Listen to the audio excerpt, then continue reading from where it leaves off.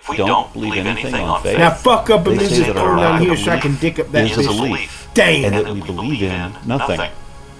Suck Just my like slut! our lack of religion or our rejection of religion somehow Now is a fuck up religion and bring this itself. phone down here. They are So I can cognitively dick up that incapable of comprehending the bitch. contrast.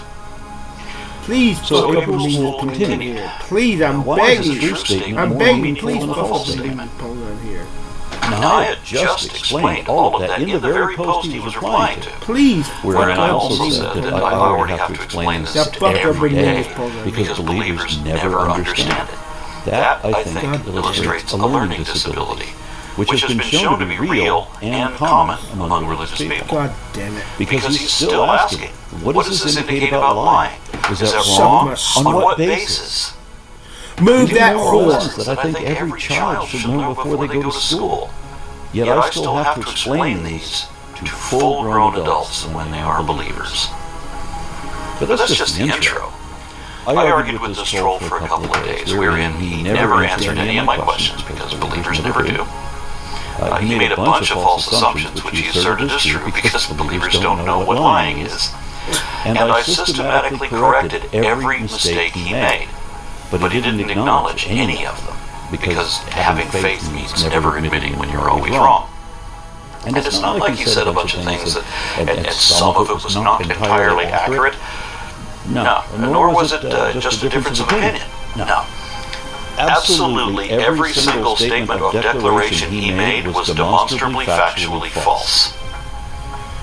All of it. Every post from him got longer and longer, until I finally told him not to write such long posts anymore. Just keep it to 1 or 2 points at a time, because I can't waste a whole day every day correcting every single one of this guy's endless mistakes, only for him to ignore every explanation and never learn anything, and then only hit me with an even longer and longer post tomorrow. But, as I predicted, he posted it again the very next morning.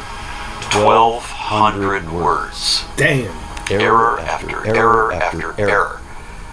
So now I know that his goal is to disregard the effort that I am charitably making to help him, and to disrespect my time, to be so verbose that maybe I'll give up and he can pretend as if he ran me off. It's amazing when you see the Gish Gallop employed in text messages when there's 1,500 words of gobbledygook, and how do you even address all of that when there's 30 errors too? I don't want you to do it. I advise against it. There's a couple of reasons. One, what's ever done is there forever. And if you start with your cussing, especially the Lord's name in vain, and Jimbo and them, see it, you might as well leave their group. You're either going to stand up for Christ and their friends, or you're going to show another side of you that even your mother might see. That with your cussing. And, I mean, I don't even think Jimbo would want you to go there. That would shock him, I'm sure. Some things you say and have said, those cuss words come so easily for you. This is just a warning. Whatever you do and they get you to do, and the F word and all those things you probably say, that's part of you, and that's going to come out of you, and people are going to see that. And it might bring shame on your family, like me and Dad, like you have before, and we asked you to take your videos down. This one you can't take down. And, you can look at me like that and think it's all for your songs. I'm listening. But it could be the wrong way to go. Because I don't see parents letting their young children so much, go with that. And I guess that's what your music is going to be for. It's more younger people. It's just, you got to really think this ain't just no grabbing at every straw and thing. You've got to make real wise decisions how you want your career to go. And if that's the wrong place, if you can't control yourself, especially with the cussing and that shames your family, shames you, shames God, and maybe Jimbo and them, Ernie. if you wouldn't sit in Jimbo's group and do it, and you think you can't control it, I would not go there. Because if you can't do it in a group that you go to, like your Wednesday night church, because these things are found out, and they're going to try to push you. They want to get entertainment. And if your videos and things, if you think your songs are going to make it because of this, think very clearly. If you're too horrid, the shame, I just, I don't even know if I could have you living here. Because I don't know what you're going to do. I don't know. That's what I'm saying. And if you're going to think it's funny to cuss, like you do, playing your game and stuff, and you will do it, and you'll be on 24 hours. I don't know about the bathroom, but you'll be on all the time. And I know you, and I hear you in here getting carried away cussing. If you wouldn't do it in the people who mean something to you, in their presence, I don't think you should ever put it online. It's just something to think about. And like I said, if it's a bad for me this week, then they'll have to, I'm sorry the show's ending, but they can't just expect you at the last minute because maybe their ratings are down or something. Yeah. And I wouldn't even go on it unless I'd find out and watch it. You should pull it up and watch it. It might cost you a little bit. You should pull it up and see what they're doing right now. And see who they're making fun of or what it's like. You really should investigate it.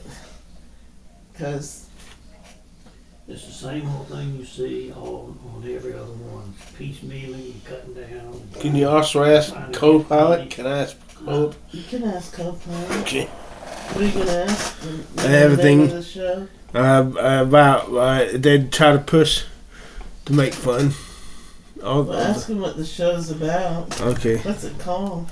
Fishtank. Ask him if he can tell you what it's about. I do that before that call comes. Yeah, well. Yeah, I would, honey. Because you need to make life choices for your career. Yes. Anyway, if I'd kept this discussion in the comments, then that's probably how this would have played out. However, I am going to systematically correct every single error he made, but I'm going to do it in video, where YouTube will at least pay me for the time that I put into it. Then I'm not just wasting my time anymore. He opened his most recent post with, "I'm not wrong," ignoring everything I had already patiently explained to him. Because having faith means never admitting when you're wrong. But you are wrong about everything. Let me count the ways. Things you are wrong about. In your first post to me, you said that the modern atheist sure takes for granted the fact that theists built the world where morals are generally agreed upon. It's a theist's world, and the atheist is the exception to the rules, not the basis for the rules. Correction. The modern atheist fully appreciates how enlightenment arose out of ignorance, where human societies had to devise morality even before they invented religion, where religious doctrine can't even define what morality is, which is why they worship an immoral God, and where religious belief does not inspire moral behavior, but instead has historically been and often still is used to commit immoral, unethical, and criminal atrocities against all humanity. Sure, centuries ago, most scientists were culturally, socially, or legally required to be Christian, but their religion has always impeded progress in every application that it has ever touched. Christian theology has never been vindicated by modern science, nor has Christian belief ever lent support to any scientific endeavor. Quite the opposite. As new discoveries consistently kept disproving various aspects of religious belief, especially when it comes to biblical cosmology. You listed a bunch of Christian scientists as if that helped your argument. But think about Copernicus, Kepler, and Newton trying to explain how the Earth is not flat and that it does move, and that the Sun is larger than the Earth and the Earth goes around it. They put Galileo on house arrest for that kind of thing, and the Church waited 300 years to apologize for that. Gregor Mendel had to explain evolution to creationists. Louis Pasteur had to explain that diseases were caused by germs rather than demons like Jesus believed. Carolus Linnaeus had to explain that we are in fact apes, and Georges Lemaitre had to explain to the Pope that the Big Bang did not mean that the universe was created. In your second post to me, you assumed that it was the atheist position that everything happened to be a random chance. No. The things you're referring to are the result of processes, which are not chance. And just because they're not planned with a predetermined purpose doesn't mean that they're random either, since some of these processes are self-guiding and are in that sense deterministic, even without deliberate intent. You thought that truth was the invention of theists. No. Deceived deceivers did not invent truth. Truth was already understood even before man figured out how to lie. You said that truth is certainly only supported by theistic presuppositions, which is a baseless assertion of absurdity. Frauds, falsehoods, and fallacies are not truth. That's why there is not one actual fact and evidence for either God or creation, nor any logically valid arguments for it either, but plenty of both against. You said there was no useful truth found while deconstructing a cosmic accident, by which you were referring to the Big Bang. So I explained about galactic redshift and cosmic microwave background radiation as two exceptions to what you said, proving you wrong again. You said you were a believer because atheists don't know anything. Neither part of that is true. You're a believer because you don't know anything, and because you're irrational. Atheistic scientists do know some things, but religion doesn't know anything, as there is not one thing that any religion can show that they got more accurate than every other faith, and every religion combined can't even show that there's a there, that there even is a supernatural at all. You said that reality can be logically deconstructed because it was logically constructed, but that is not evidently true, nor even possible. You said these were true statements that I wouldn't have to believe, but they're all false. You said we were both using the same method and both agree on the importance of truth, but you have constantly demonstrated otherwise. You assumed that the existence of intelligence emerging in the universe was somehow evidence of a prior incorporeal intelligence preceding or creating the universe. Again, no, not in any sense. In fact, that is nonsense. You said that the atheist is guilty of falsehood, but we're not the ones lying to make believe inconsistent mysticism that is not evidently true, nor even possible. In your third post to me, you said that every culture instinctively believed in their many varied and regionally specific myths without being told about them. Nowhere is that the case. You said that the science on cosmology and the origin of life are examples of people believing things based solely on what they were told. I offered to disprove that for you by listening and explaining all the evidence necessary to correct your misunderstanding, but you refused. You said you don't know how old the Earth is, and neither does anyone else. But you're wrong about that, too. Again, I offered to show you all the data you would ever need to see to know that the Earth is 4.54 billion years old. Again, you refused, preferring to remain ignorant rather than understand the truth. You said that Christians invented universities, higher education, and hospitals, and that they normalized literacy. But the first hospitals were in ancient India in the 4th century BCE, recognized by many as the first institutions for institutionalized healthcare. Ancient Greece in the 5th century BCE had temples dedicated to the god of medicine, Asclepius. They acted as healing centers, with Epidaurus providing well-documented care. And ancient Rome in the 1st century of the Common Era, still before Christianity, where valetudinaria were specialized hospitals established by the ancient Roman military to treat soldiers, slaves, and gladiators. Higher education already existed even in ancient Mesopotamia and Egypt, approximately 2150 BCE. The earliest known schools and curricula aimed at training scribes and leaders in administration, math, and linguistics. Then there was the ancient Chinese Eastern Zhou dynasty in 1122 to 256 BCE, with early structured education focusing on ritual, arts, and leadership. Then, of course, ancient Greece in the 4th century BCE had Plato's Academy and Aristotle's Lyceum, focusing on philosophy, rhetoric, and science in a pre-biblical world that was as yet uncorrupted by Christianity. The Bible literally didn't even exist by that point. And the first university in history, the University of Al-Qaryuyan, I'm not sure how to pronounce that, but it was in Fez, Morocco, and it was originally founded as a mosque in 859 before developing into the leading spiritual and educational center of the Islamic Golden Age. As for normalizing literacy, there were already schools in Mesopotamia teaching children how to read and write in cuneiform even before your God's Father was invented. So no, Christians didn't invent any of that, but they damaged them all. You described the history of Europe and the Americas under Christianity as being a world inherited from caring religious people. No. I think the problem is that you don't know anything about history if you don't realize that your religion is the bloodiest and most oppressive one in it. You said that you don't believe the belief that humans are animals, but that's not a belief. We can prove that we are animals. If you revere the Bible, and I can even use that, so that they might see that they themselves are but beasts.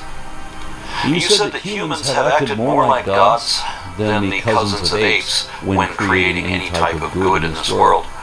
And I will give you that we have in fact been more inexcusably cruel and capricious and indefensibly unjust to all other life on this planet, just like our gods tend to be. However, we are not the cousins of apes. We ourselves are apes. And I can prove that as well, where all you can prove is that you don't know what you're talking about. You said that atheists who think science disproves God, and by that there's an implication in that context that you're talking about me, always seem to pontificate their assumptions better than theists, but that most of their claims are pure speculation. And you seem to be thinking about specific examples, even if it is not me, in which case I'd like to know who you're talking about.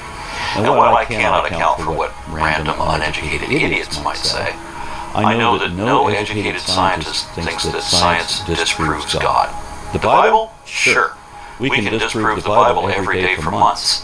But the notion of God enjoys special protection such that you can't logically disprove it, no matter how absurd it is. Now, in your most recent post to me, you said that I cannot speak for all atheists, yet you pretend as if you can.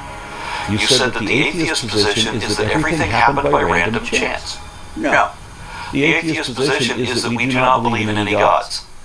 That is the atheist position, the only position we all share. I'm on the board of directors for American Atheist 501c3, so I kind of can speak for all atheists, every single atheist in the world, on this one point. In fact, I would go so far as to say that no atheist ever held the position that you say we all do. I have substantial documentation to prove that we don't, but you have nothing whatsoever to show that we do. And let me explain to you the burden of proof and how that works here. If you can't show that you're right, you're not. You said that random chance is a key factor in all these scientific theories, but that's not just wrong, that's an out-and-out lie. Pull up all the peer-reviewed citations you like. Random chance won't be a key factor in any of them, and it never has been. You said the theist owns reason. No. You assume things without reason. You deny and reject reason. You make believe on faith instead of reason. And those who have reason and use reason and listen to reason are the ones who own reason. You said that the atheist mode cannot account for the reliability of reason, when in fact ours is the only position that can do that. Yours cannot, primarily because your position is an unreasonable conviction that requires you to assume things without reason and defend them against all reason. You said that the atheist's core belief is that nothing in the universe, excluding man-made things on Earth, is logically constructed. But you're wrong even about that, as we do not have any core beliefs at all. We're the ones with the open minds. You're the ones whose minds are closed. You expressed a bunch of baseless and indefensible assumptions which depend on fallacious logic, specifically presuppositions, which can be a form of logical fallacy in itself. It is not just my opinion that a lie based on lies is dishonest. If you assert baseless speculation as if it was a matter of fact, then that is already a lie, as is clinging to an unsupported assertion that doesn't have any truth to it.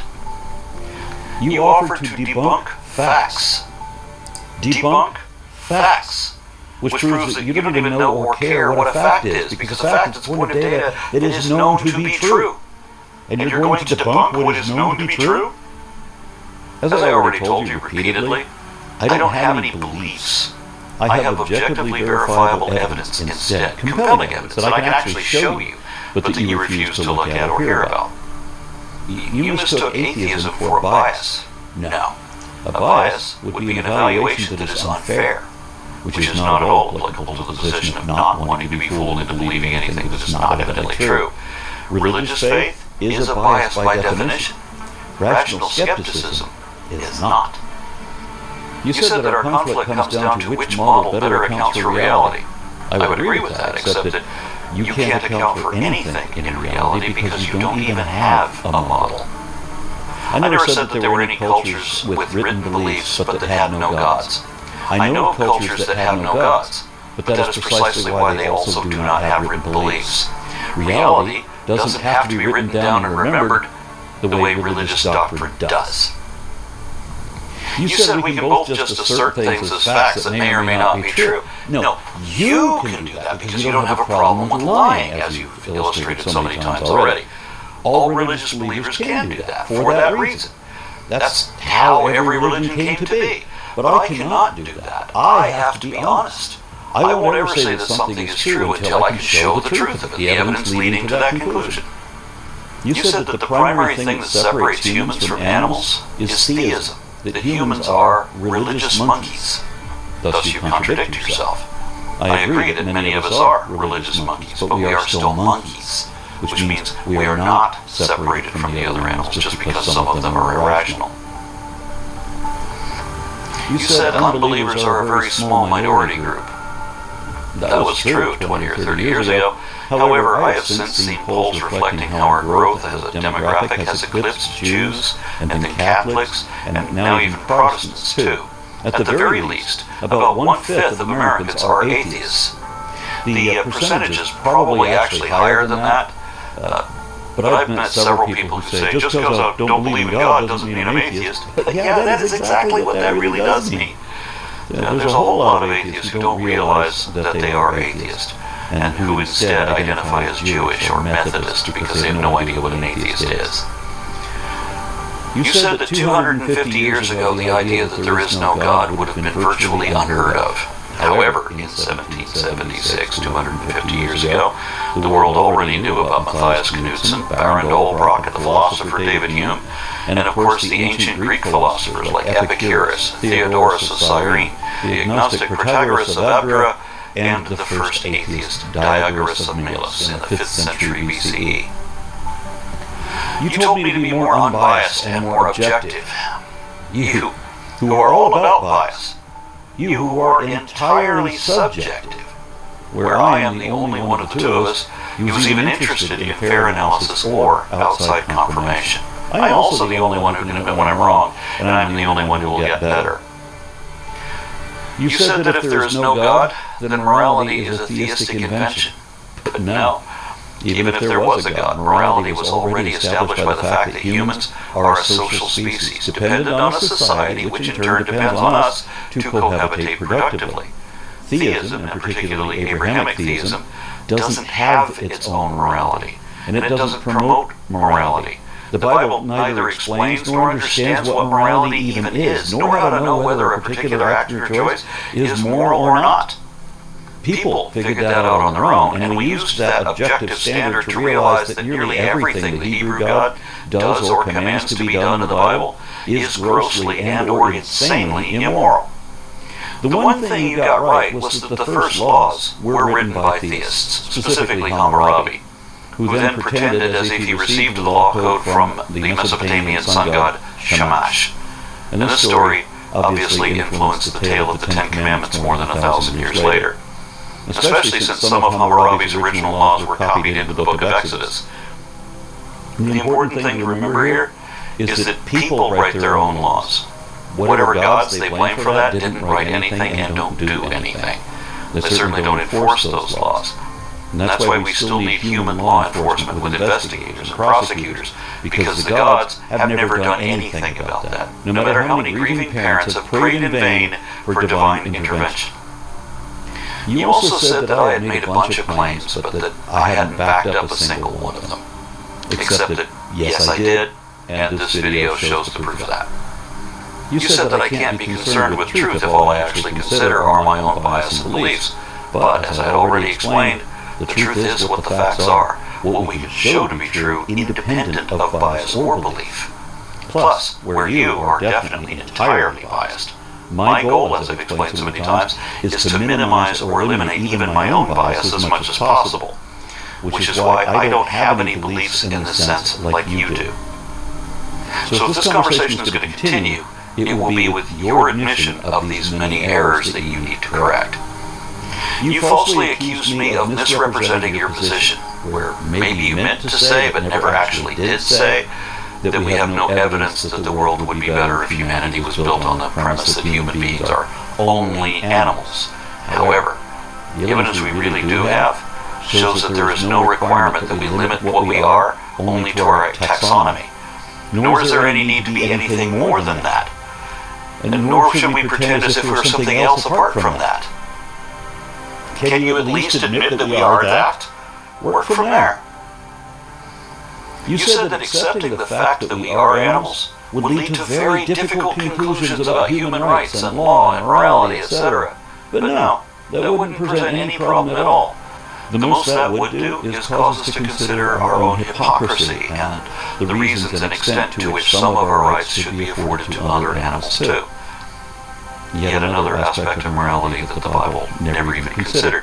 Because although non-human animals by definition don't get exclusively human rights, like they wouldn't get the right to vote, for example, but they should be afforded some rights and protections and compassionate consideration under the law. You argued not for the truth of your belief, but for the imagined value of believing it. You're not even arguing for Christianity or for the Abrahamic God, but for what you imagine to be the benefit of believing in some God, regardless which God it is. But since none of the gods nor their assorted mythologies are true, then whatever conclusions are drawn from any of these myths are not true either. Thus they should all be rejected for the reason that only accurate information has practical application. You said that primitive people built our world and our morality on the premise that we are not animals. This shows that you either haven't read Ecclesiastes 3:18-21, or you didn't understand it. And going outside of the Bible, and to the primitive cultures that created it, we see many other cultures around the world that also fully accept that we are in fact animals, even if we have better comprehension and communication beyond the rest. You have a grossly ignorant and inaccurately rose-colored, biased view of history, where you are somehow oblivious to the fact that religion has always caused countless horrors of excessive abuse, injustice, and all manner of atrocity throughout humanity. We certainly would have been much better off if we had ridiculed and criticized every idiot who ever blamed anything on some sort of spirit. You said I was equivocating atheism with science. Equivocation is mixing two different contexts of a word with misleading effect. Like when believers defend religious faith being, a belief without evidence, equivocating that with a colloquial concept of faith, which is just having trust. So it's a completely different type of faith. Like trust in a spouse. You have faith in your wife. Well, then when you wife kids, you have faith in God. They're different contexts, they're mixed together. That's equivocation. It's deceptive. What I think you meant to say was that I was conflating atheism and science. But you're still wrong even then.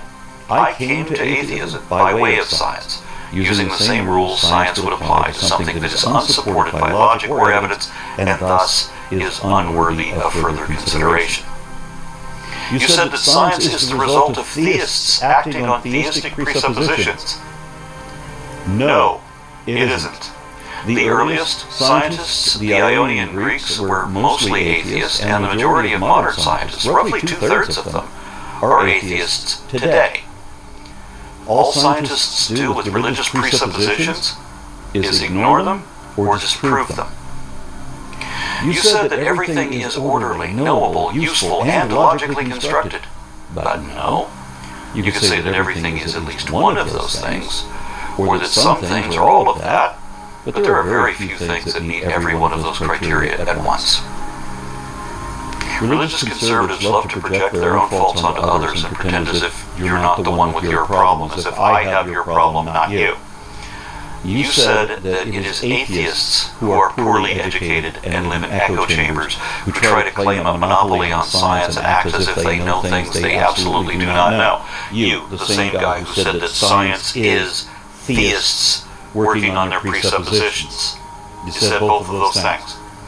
You described the religious mindset perfectly, something religious people do that only religious people do, yet you pretend as if we're the ones doing what only religious people do, that atheists never do. You're pretending as if you are us and we are you, when in reality, there has long been a well-established correlation that the more educated one is, the more likely they are to be atheist. But now there's a growing body of meta-studies showing conclusively that atheists really do have statistically higher intelligence than theists, which is yet another documented fact that you have to lie about or ignore, but which proves again that you're wrong. You said that I don't know the age of the earth, that I merely believe what I was told. But I have a science degree in anthropology. I've worked with paleoclimatologists several times over the years, and I've been on multiple paleontological expeditions. We've all studied the maps produced by the U.S. Geological Survey, which have to be accurate because this is the information that our fossil fuel industry depends on. I know how to know how old the Earth is. And once again, I offered to show you the data so that you would know better than you do, but you refused, preferring to remain ignorant. You just want to pretend as if we don't know what we do so that you can pretend as if you know what you don't. You also said that the experts don't know the age of the Earth either, for the reason you gave that scientists have changed their consensus once they learn more. But this isn't the 19th century anymore. We're not relying on estimates of thermodynamics anymore. We've had 100 years to master radiometric dating, which provides absolute dates. And these have been confirmed and corroborated by other means and different isotopes thousands of times reliably all over the world. You complained about measuring the age of the Earth in the billions of years as if a 50 million year margin of error matters at that scale. But that's like saying that since your bathroom scale doesn't give you exact weight in ounces, then you don't really know how much you weigh. You said that science is all presuppositions. That tells me that you either don't know what science is, or you don't know what presuppositions are, or both. Then, right after you told that lie, you said that you're not a liar. Science is a method of systematically testing observations, actual, factual data, not presuppositions. Presuppositions are what you believe is true without having any proof. I can show you sufficient proof for everything I hold to be true. All you can show everyone is how wrong you are. You said that neither you nor I know whether carbon dating is accurate, that I just believe whatever I'm told like you do. But I actually do know how accurate it is. Even though we don't use carbon dating in paleontology, that's really only useful in archaeology because the half-life is so short that you can't even date anything more than 50,000 years old. Paleontologists use a battery of other isotopes with much longer half-lives, which are also used to corroborate other dates and other methods. So this is how we can make sure that we really did get it right. You said you're not wrong about abiogenesis, but just about everything you said about it is wrong. You said that abiogenesis was an example of people blindly believing whatever they were told, as if they have no idea what happened or when or why. I offered to show the data proving otherwise, but of course you refused. And I get it. You know, there are dozens and dozens of chemical studies supporting different stages of the development of life, and it's all very technical, way beyond you, to be sure. But even if you don't understand most of it, it would still be enough to prove that you were wrong about scientists just believing whatever they're told. You told me I had acknowledged that what you said was true and that I made the rest up. No, I actually corrected you. You said we have many theories of abiogenesis, and the reason you gave was because there's no agreement among experts. and this shows that you don't know what a scientific theory is.